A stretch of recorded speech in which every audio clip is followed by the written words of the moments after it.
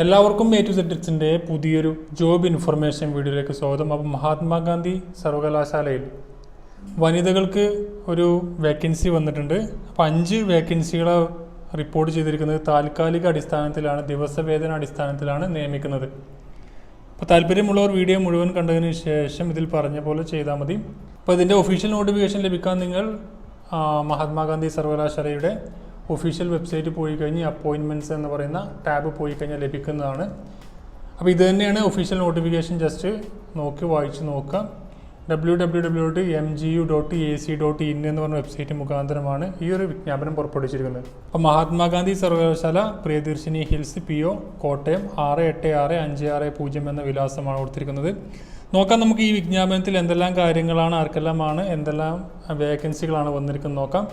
മഹാത്മാഗാന്ധി സർവകലാശാലയിൽ താൽക്കാലികാടിസ്ഥാനത്തിൽ ദിവസവേതന വ്യവസ്ഥയിൽ 5 വനിതാ സുരക്ഷാ ജീവനക്കാരെ നിയമിക്കുന്നതിനുള്ള ശാരീരിക ക്ഷമതാ പരീക്ഷ നടത്തുന്നുണ്ട്. വിശദ വിവരങ്ങൾക്ക് നമുക്ക് നോക്കാം. ഇതിൻ്റെ പോസ്റ്റ് നെയിം എന്ന് പറഞ്ഞാൽ വനിതാ സുരക്ഷാ ജീവനക്കാർ എന്ന് പറയുന്ന പോസ്റ്റിലേക്കാണ് വിജ്ഞാപനം വിളിച്ചിരിക്കുന്നത്. താൽക്കാലിക അടിസ്ഥാനത്തിൽ 1 വർഷത്തേക്ക് നിയമിക്കുന്ന ഈ തസ്തികയിലേക്ക് വരുന്ന ദിവസവേതനം എന്ന് പറഞ്ഞാൽ 600 രൂപയായിരിക്കും ദിവസവേതനം ഉണ്ടായിരിക്കുക.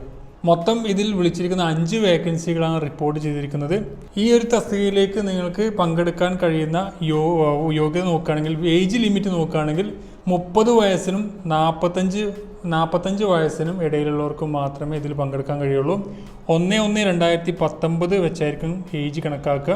അപ്പോൾ അതിന് മുമ്പ് 30-ന് മുമ്പും അതുപോലെ 45-ന് ശേഷവും ഇതിൽ പങ്കെടുക്കാൻ കഴിയില്ല. 30-നും 45-നും മധ്യമുള്ളവർക്ക് മാത്രമേ അപേക്ഷിക്കാൻ കഴിയുള്ളൂ.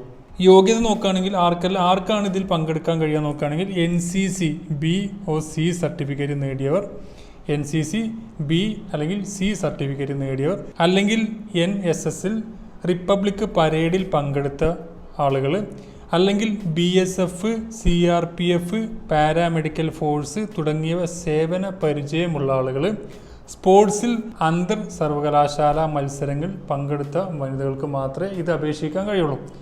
ഇപ്പോൾ സാധാരണ ഈ ഒരു യോഗ്യത ഉള്ളവർക്ക് മാത്രമേ ഇതിൽ പങ്കെടുക്കാൻ കഴിയുള്ളൂ.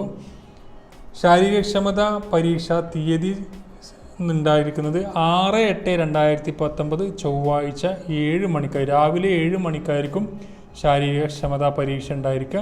ഇപ്പോൾ 6/8/2019 ചൊവ്വാഴ്ച സർവകലാശാലയുടെ school of physical education and sports science ഗ്രൗണ്ടിലായിരിക്കും ഈ ഒരു തസ്തികയിലേക്ക് വേണ്ടിയിട്ടുള്ള ഫിസിക്കൽ ഉണ്ടായിരിക്കുക. അപ്പോൾ താല്പര്യമുള്ള വനിതകൾക്ക് മാത്രമാണ് ഇത് അപേക്ഷിക്കാൻ, അല്ലെങ്കിൽ ഈ ഒരു പരേഡിൽ പങ്കെടുക്കാൻ കഴിയുക. അപ്പോൾ നിങ്ങൾക്ക് ചിലപ്പോൾ അപേക്ഷിക്കാൻ കഴിയും. നിങ്ങൾ ഫ്രണ്ട്സുമായി ജസ്റ്റ് ഒന്ന് ഷെയർ ചെയ്ത് കൊടുക്കുക. തീർച്ചയായും അവർക്ക് ഉപകാരപ്പെടുന്നതാണ്.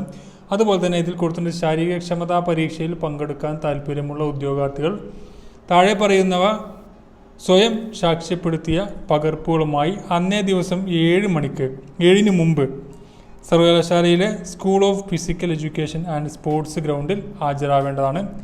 നോക്കാം എന്തെല്ലാം രേഖകളാണ് വേണ്ടത് നോക്കാം. പ്രായം ഓർ ജനന തീയതി, വിദ്യാഭ്യാസ യോഗ്യത, നോട്ടിഫിക്കേഷനിൽ പരാമർശിച്ചിരിക്കുന്ന മറ്റു ആവശ്യമായ യോഗ്യതകൾ എന്നിവ തെളിയിക്കുന്ന സർട്ടിഫിക്കറ്റുകളുടെ സ്വയം സാക്ഷ്യപ്പെടുത്തിയ പകർപ്പുകൾ, ജാതി certificate or non creamy layer certificate, പിന്നോക്ക സംവരണത്തിന് അർഹതയുണ്ടെങ്കിൽ അതിൻ്റെ സ്വയം സാക്ഷ്യപ്പെടുത്തിയ പകർപ്പ്, സേവന പരിചയ സർട്ടിഫിക്കറ്റിൻ്റെ സ്വയം സാക്ഷ്യപ്പെടുത്തിയ പകർപ്പ്, സൈനിക ഓർ അർദ്ധ സൈനിക സർവീസിൽ ഡിസ്ചാർജ് സർട്ടിഫിക്കറ്റിൻ്റെ സ്വയം സാക്ഷ്യപ്പെടുത്തിയ സർട്ടിഫിക്കറ്റ്, നോട്ടിഫിക്കേഷൻ തീയതിക്ക് ശേഷമുള്ള മെഡിക്കൽ ഫിറ്റ്നസ് സർട്ടിഫിക്കറ്റിൻ്റെ ഒറിജിനലും വേണം. ഇപ്പോൾ ശാരീരികക്ഷമതാ പരീക്ഷയിൽ വിജയിക്കുന്നവർക്കുള്ള അഭിമുഖ പരീക്ഷ 22/8/2019 ചൊവ്വാഴ്ച നടത്തുന്നതാണ്.